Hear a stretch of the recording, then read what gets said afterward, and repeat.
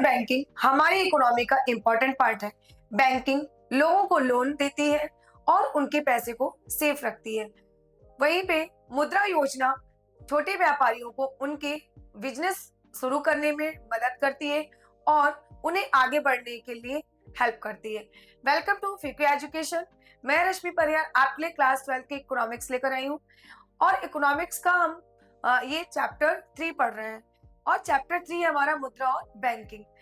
तो हमने फर्स्ट और सेकंड चैप्टर कवर कर लिया था। अब हमारा जो ये चैप्टर है आज का वो है मुद्रा और बैंकिंग। तो हम इसमें मुद्रा और बैंकिंग के बारे में पढ़ेंगे। सबसे पहले जो हमारा फर्स्ट टॉपिक है वो है आपका इंट्रोडक्शन का परिचय। तो चलिए स्टार्ट करते हैं। मुद्रा मुद्रा नाम से ही आपको समझ में आ रहा होगा, पैसे मनी की बात हो रही है। तो मुद्रा सभी को पता है मुद्रा क्या होती है, उसके बिना हमारा जीवन चलता नहीं है और हम हर काम मुद्रा के द्वारा ही करते हैं, मनी के द्वारा ही करते हैं और हम सबके जीवन में पैसे की कितनी इंपॉर्टेंस है ये हम सबको पता है। तो मुद्रा का अर्थ क्या होता है, मनी का अर्थ क्या होता है, सरल भाषा में आप सबको पता है कि जिस से हम अपना लेन देन का कार्य करते हैं, जिससे हम खरीदारी करते हैं या जिससे हम पूरी अपनी आर्थिक क्रियाओं का संचालन करते हैं, जिसके द्वारा वो है मुद्रा। तो अभी हम इसका अर्थ समझते हैं कि मुद्रा वह माध्यम है जिसमें सभी लोगों को भुगतान और लेन देन के लिए स्वीकार करते हैं। इसे सार्वभौमिक विनिमय माध्यम भी कहा जाता है। ठीक है, मुद्रा क्या है, वह माध्यम है जिसे सभी लोग भुगतान करते हैं, लेन देन हम मतलब कोई भी कार्य करते हैं, किसी भी चीज का लेन देन करते हैं तो वो सब मुद्रा के द्वारा ही किया जाता है और ये सार्वभौमिक मतलब सभी के लिए स्वीकार्य होती है, मान्यता होती है इसकी। तो सार्वभौमिक विनिमय माध्यम भी कहा जाता है। विनिमय मतलब चीजों का आदान प्रदान करना, विनिमय करना, एक्सचेंज करना।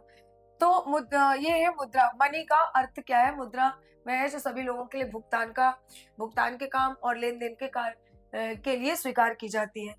ठीक है, इसकी कुछ डेफिनेशन है और हम देख लेते हैं। पारंपरिक परिभाषा इसकी है, कुछ ट्रेडिशनल डेफिनेशन है। मुद्रा केवल वही है जिसे सिक्कों और नोटों के रूप में स्वीकार किया जाता है। ठीक है, कुछ इसकी डेफिनेशन है कि मुद्रा वह है जो सिक्के होते हैं, सिक्के भी आप सबको पता है, क्वाइंस जो होते हैं, और नोट वही होती है मुद्रा। ठीक है, तो currency plus coins is equal to money, currency plus coins और बराबर उसके मुद्रा। अब आधुनिक परिभाषा, ये तो हमने कुछ ट्रेडिशनल पुरानी परिभाषा हमने देखी। अब हम देखते हैं कुछ आधुनिक मॉडर्न डेफिनेशन। ठीक है, मुद्रा में बैंक जमा डिपॉजिट भी शामिल है क्योंकि इन्हें चेक ऑनलाइन के द्वारा भुगतान में उपयोग किया जा सकता है। करेंसी प्लस डिमांड डिपॉजिट और इज इक्वल टू मनी।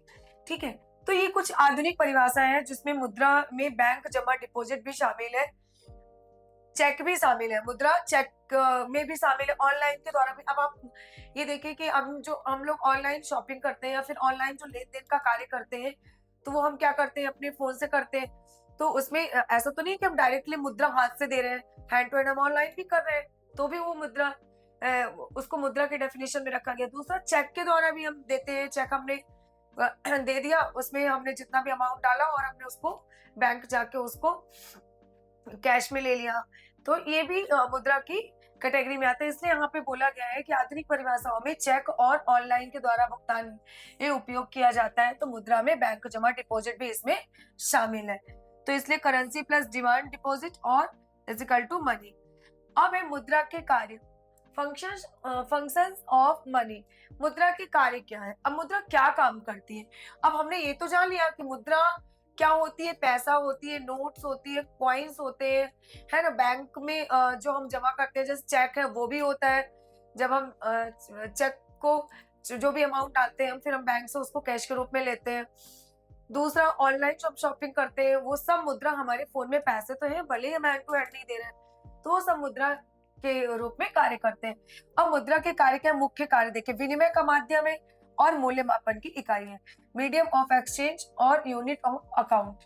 ठीक है, एक विनिमय का माध्यम है, हम विनिमय जो करते हैं किसी भी चीज का एक्सचेंज करना, तो वो सब किसके माध्यम से होता है, मुद्रा के माध्यम से होता है। ठीक है, मूल्य मापन की इकाई, ये मूल्य को मापती भी है, इसके लिए भी है ये, इसका भी कार्य है। एक तो हमने मुख्य कार्य इसके देख लिए, अब हम गौण कार्य भी देख लेते हैं। मूल्य संचय का साधन, स्टोर ऑफ वैल्यू, मूल्य को संचय करने का साधन भी मुद्रा ही है।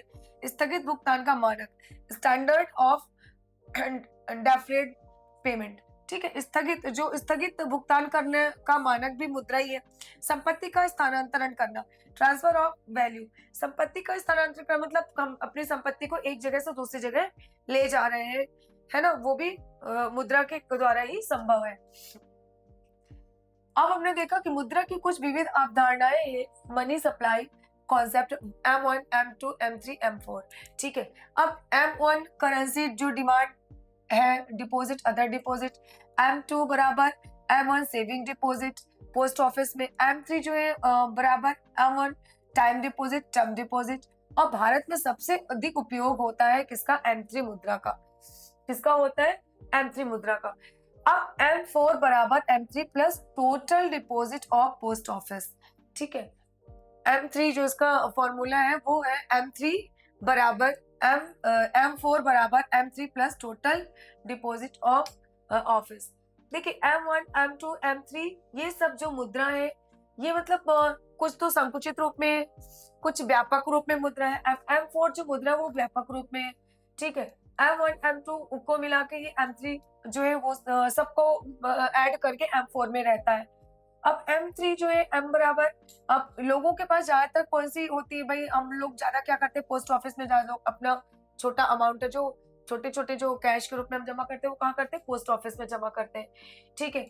और M1 करेंसी जो है डिमांड डिपॉजिट, ये अदर डिपॉजिट करते हैं। M3 बराबर M1 प्लस टाइम डिपॉजिट, ये टर्म डिपॉजिट, ये कुछ टाइम के लिए जो हम डिपॉजिट करते हैं वो, ठीक है। तो इस प्रकार M1, M2 ये सब किसमें शामिल होती है? M4 में। और M4 व्यापक मुद्रा है, बड़ा रूप है मुद्रा का, ठीक है। अब बैंकिंग, वाणिज्य बैंक, कमर्शियल बैंक के कार्य क्या होते हैं? एक प्राथमिक कार्य जमा स्वीकार करना। हमारे बैंकिंग के क्या कार्य होते हैं? वाणिज्य बैंक जो है वो क्या क्या काम करता है, ठीक है। तो चालू खाता, बचत खाता, सावधि जमा, फिक्स्ड डिपॉजिट, सेविंग और करंट। चालू खाता क्या होता है कि जिसमें हम पैसे डालते हैं और जब हमारा मन होता है तो हम उसको निकाल सकते हैं, ठीक है। और एक बचत खाता जिसमें हम सेव करने के लिए रखते हैं ना, उसमें बचत खाता जो हमारा होता है उसमें हम पैसे को सेव रखते हैं, उसको निकालते नहीं है। और सावधि जमा जो होती है, फिक्स्ड डिपॉजिट, जिसमें हम अमाउंट को फिक्स कर देते हैं कितने कुछ सालों के लिए, जैसे हमने 10 साल के लिए फिक्स कर दिया, उसके पहले हम उसको नहीं निकाल सकते हैं, 5 साल के लिए फिक्स कर दिया, इस प्रकार से, ठीक है। तो ये बचत खाता और फिक्स और करंट में हम कभी भी जब भी हमें जरूरत होती है तो हम निकाल लेते हैं। अब ऋण देना, दूसरा है कि ग्रांटिंग लोन्स, नगद ऋण, कैश क्रेडिट, मांग ऋण, डिमांड लोन और ओवरड्राफ्ट, ठीक है। अब इसमें हम ऋण किस प्रकार से देते हैं? ऋण भी हम कई प्रकार से देते हैं। नगद ऋण है एक, जो हम नगद मतलब कैश देते हैं, और एक मांग ऋण, डिमांड लोन जो होता है वो मांग के अकॉर्डिंग दिया जाता है। फिर ओवरड्राफ्ट, ये भी ऋण लोगों को प्रदान किया जाता है। तो 3 तरह से लोगों को ऋण प्रदान किए जाते हैं, उधार दिया जाता है। द्वितीयक कार्य, ये तो हमारा प्राथमिक कार्य हो गया, जमा स्वीकार करना, फिर ऋण देना। अब है द्वितीयक कार्य। द्वितीयक कार्य में एजेंसी कार्य, सामान्य उपयोगिता का कार्य, एक एजेंसी कार्य होता है वो भी मुद्रा का कार्य है, दूसरा बैंकों का कार्य, और दूसरा सामान्य उपयोगिता वाला कार्य। फिर हम देखते हैं क्रेडिट मल्टीप्लेयर बराबर 1/LRR। बैंक द्वारा मुद्रा सृजन, बैंकों द्वारा मुद्रा का सृजन कैसे किया जाता है? जब बैंक जमा का एक हिस्सा ऋण के रूप में देते हैं तो नई मुद्रा का सृजन करते हैं। जब हम बैंक जमा का एक हिस्सा उधार देते हैं, ऋण के रूप में देते हैं, तो उस समय हम एक नई मुद्रा का सृजन करते हैं। देखिए हम क्या करते हैं, जब हम बैंक से अपने जो हमारे बैंकों में पैसे जमा है तो उस हिस्से को हम ऋण के रूप में हम किसी को उधार दे रहे हैं, तो उसके बदले हमें क्या मिलेगा? ब्याज मिलेगा। तो हम एक नई मुद्रा का सृजन करते हैं।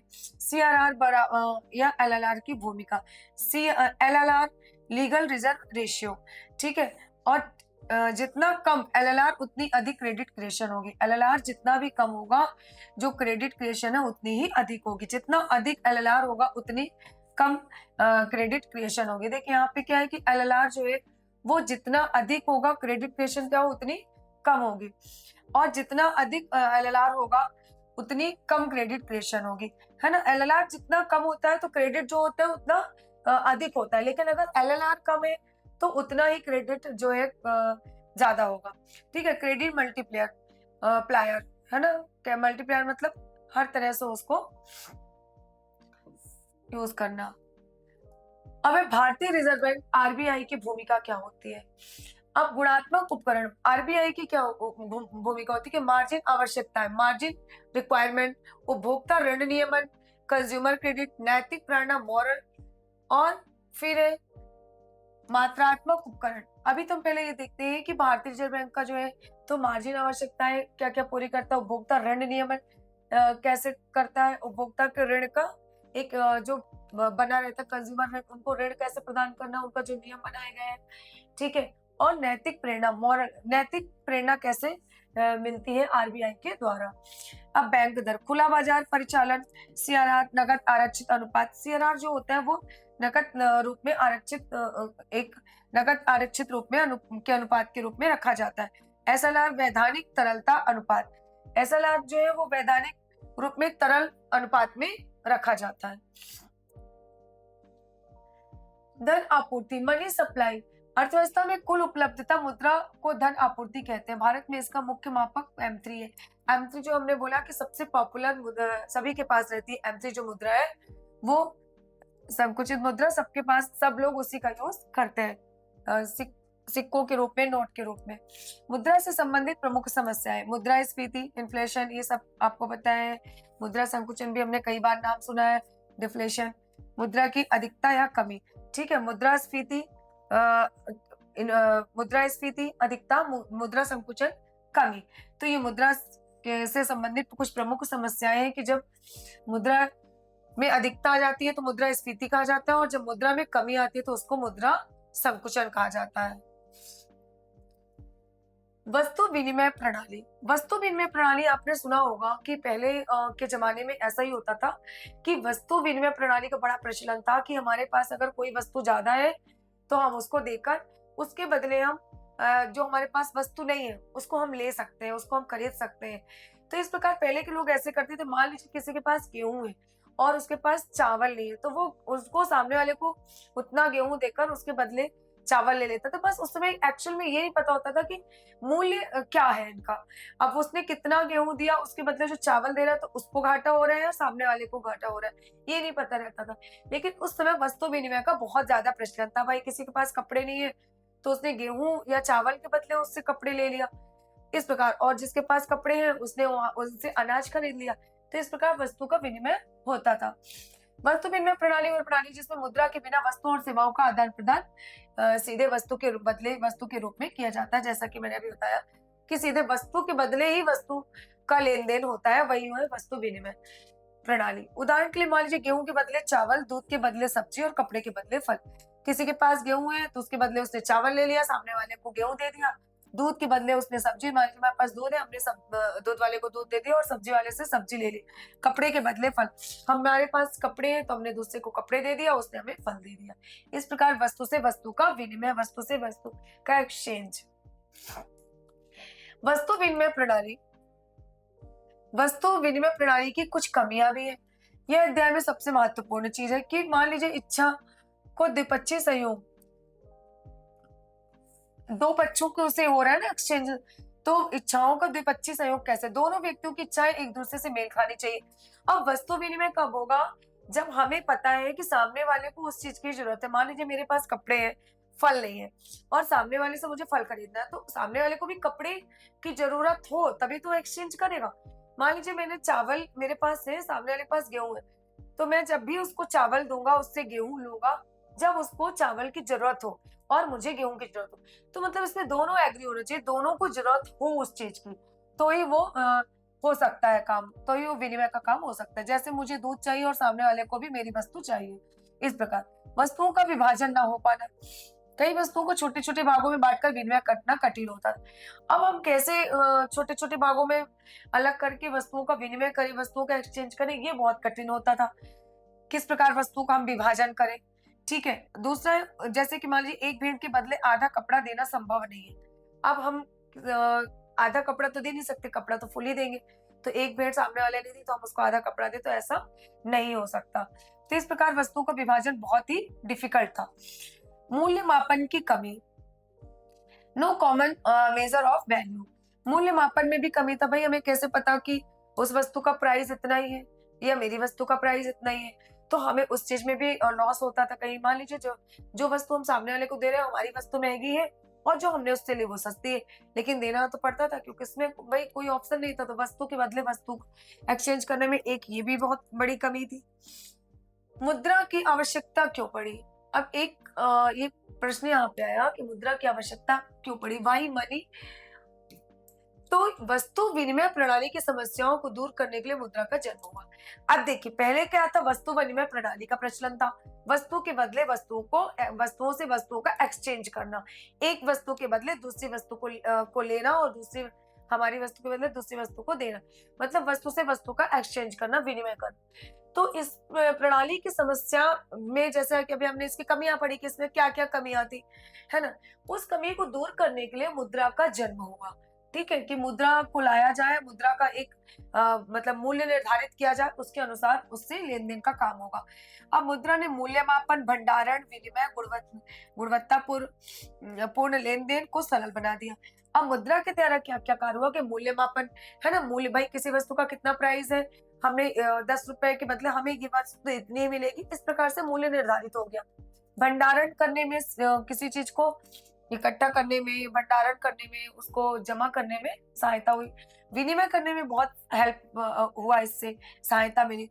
और गुणवत्तापूर्ण लेन देन, जो हम लेन देन करते हैं उसमें भी गुणवत्ता आई और वो भी सही ढंग से होने लगा। इसको सबको सरल बना दिया मुद्रा ने।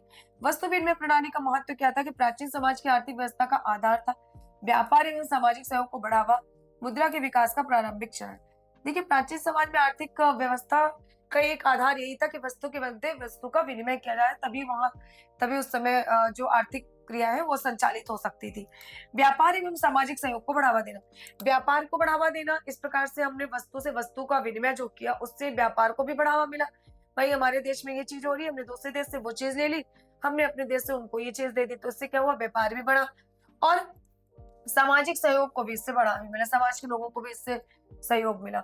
दूसरा, मुद्रा के विकास का प्रारंभिक चरण हुआ। अब इसके कारण मुद्रा के विकास का जो स्टार्टिंग हुई, मुद्रा के प्रारंभिक चरण की स्टार्टिंग हो यहीं से हुई। मुद्रा के जो विकास का प्रारंभिक चरण कहाँ से स्टार्ट हुआ, यहीं से हुआ। तो इस प्रकार हमने इसमें ये देखा कि मुद्रा हमारे जीवन में कितना उपयोगी है। भाई पहले मुद्रा नहीं थी तो लोगों का लेन देन कितना डिफिकल्ट था, कितना कठिन था, और इसलिए हमारे मुद्रा का जन्म हुआ और मुद्रा को लाना बहुत जरूरी था, क्योंकि उसके बिना हमारा कोई कार्य नहीं हो सकता है। और मुद्रा किन किन रूपों में, M1, M2, M3, M4 4 रूपों में उसको विभाजित किया गया है। तो इस प्रकार हमने मुद्रा के बारे में पढ़ा कि मुद्रा क्या है, मुद्रा की जरूरत क्यों है, मुद्रा की मतलब परिभाषा क्या थी ये भी हमने देख ली, और मुद्रा का महत्व क्या है, पहले वस्तु विनिमय प्रणाली में क्या कठिनाइयां आई, किस प्रकार मुद्रा को लाना जरूरी था, किस प्रकार से मुद्रा का जन्म हुआ। आज का टॉपिक यहीं पे एंड होता है। सरल शब्दों में कहें तो बैंकिंग लोगों के पैसे को मैनेज करती है और मुद्रा लोगों के बिजनेस में ग्रो करने में मदद करती है। इस प्रकार दोनों मिलकर इकोनॉमी की हेल्प करते हैं। तो आज का ये वीडियो अगर आपको अच्छा लगा है तो वीडियो को लाइक, शेयर एंड सब्सक्राइब जरूर करें। बने रहिए क्योंकि एजुकेशन के साथ। मिलते हैं नेक्स्ट क्लास में। Thank you.